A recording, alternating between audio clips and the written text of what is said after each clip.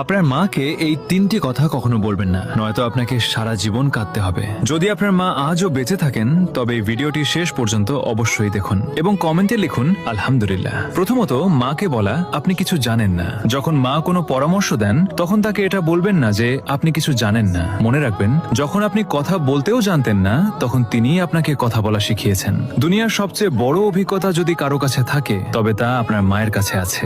দ্বিতীয়ত, মাকে কখনো বলবেন না আপনি আমার জন্য কি করেছেন। যদি কখনো আপনার মনে হয় যে মা আপনার জন্য কিছুই করেননি, তবে সেই রাতগুলোকে মনে করুন যখন আপনি অসুস্থ ছিলেন আর মা সারা রাত জেগে আপনার সেবা করেছেন। আপনার এক ফোঁটা চোখের জলে যদি কেউ সারা রাত না ঘুমিয়ে থাকে তবে তিনি কেবল মাই হন। তৃতীয়ত, আমাকে একা ছেড়ে দিন।